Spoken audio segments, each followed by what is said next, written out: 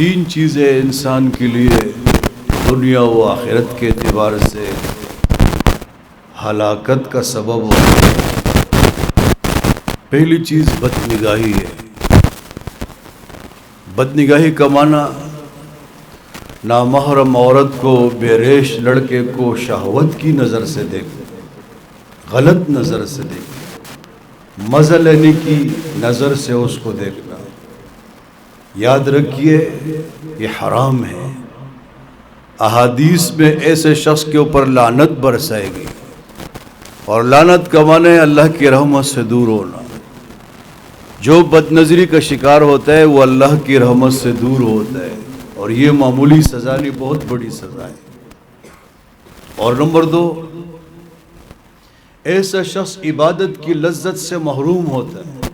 نماز پڑھتا ہے مزہ نہیں آتا ہے، تلاوت کرتا ہے مزہ نہیں آتا ہے، اور اچھائیاں کرتا ہے مزہ نہیں آتا ہے۔ اور اس کے برعکس جو اپنی نگاہوں کی حفاظت کرتا ہے اس کو عبادت میں حلاوت محسوس ہوتی ہے۔ قرآن کریم نے ہمیں سختی سے منع کیا ہے کہ اپنی نگاہیں نیچے رکھو۔ کیا معنی ہے؟ جب نگاہیں ہم اٹھا کے چلیں گے کسی پہ نظر لگے، نیچے رکھے۔ ہاں یہ مسئلہ ہے، احادیث میں بھی موجود ہے کہ اگر کسی کی پہلی نظر لگ گئی، اس کا ارادہ نہیں تھی، اچانک نظر لگ گئی، وہ معاف ہے۔ اور پھر ایک دم نگاہیں اپنی پھیر لے، یعنی کہ بار بار دیکھتا رہے، تو پہلی نظر معاف ہے، دوسری نظر پھر معاف نہیں ہے۔ بخاری کی حدیث ہے، حضور علیہ السلام فرماتے ہیں آنکھوں کا زنا یہ دیکھنا ہے۔ دوسری چیز بدگوئی ہے۔ بدگوئی کا معنی زبان کا غلط استعمال۔ بدگوئی یہ بھی ہے کہ کوئی کسی سے جب بات کرے تو انتہائی حقارت کا لہجہ استعمال کرے، اگلے کی بےزتی، تم ایسے تم تیسے، جس کو ہم بدتمیز کہتے ہیں، بے حیا اور بے شرم کہتے ہیں، غلط انداز سے اس سے بات کرے۔ بدگوئی یہ بھی ہے کہ کوئی کسی کو گالی دے دے، یہ بھی بدگوئی ہے۔ بدگوئی میں یہ بھی شامل ہے کوئی اپنی زبان سے فحش باتیں کرے، یہ سب بدگوئی میں شامل ہے۔ تو بحیثیت ایک انسان ہونے کے ہم اپنے آپ کو سزاؤں سے بچانے کے لیے اپنی زبان کی حفاظت کریں۔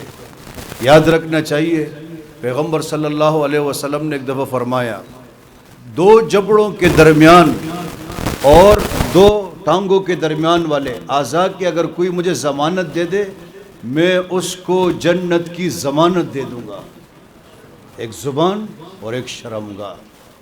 اسی لیے تو آپ علیہ السلام نے فرمایا من صمت نجا، جو خاموش رہا اس نے نجات پائی۔ من کان یؤمن باللہ والیوم الآخر فلیقل خیرا او لیصمت۔ پیغمبر علیہ السلام فرماتے ہیں جو اللہ پر ایمان لاتا ہے اور آخرت پہ ایمان لاتا ہے، اس کو چاہیے کہ اگر منہ سے کوئی بات نکالے تو خیر کی نکالے، خاموش ہو جائے۔ آج عام عادت ہے لوگوں کی بد کلامی، بدگوئی، گالم گلوچ، تانا دینا، اس سے پرہیز کرنا چاہیے، اس کو بد اخلاقی کہتے ہیں۔ تیسری چیز ہے بدگمانی۔ بدگمانی کا معنی یہ ہے کہ کسی کو آپ دیکھ کر آپ اس پر بدگمانی کریں، غلط گمان کریں کہ یار یہ آدمی غلط ہے، یہ آدمی ایسا ہے، یہ فحاش ہے، یہ زناکار ہے، اور یہ شراب نوش ہے، اس سے پرہیز کرنا چاہیے۔ پیغمبر صلی اللہ علیہ وسلم فرماتے ہیں ایاکم والظن، آپ علیہ السلام فرماتے ہیں بدگمانی سے بچو، یہ سب سے جھوٹی بات ہے۔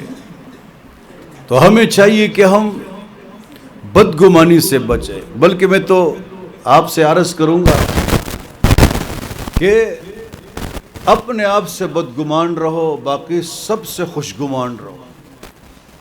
سب کو اولیاء سمجھو، سب کو نیک سمجھو، سب کو بزرگ سمجھو، اسی میں تمہاری خیر ہے۔ اور ایک اپنے بارے میں بدگمان رہو کہ میں کچھ بھی نہیں ہوں، میری کوئی حیثیت نہیں ہے، اسی میں تمہاری خیر ہے۔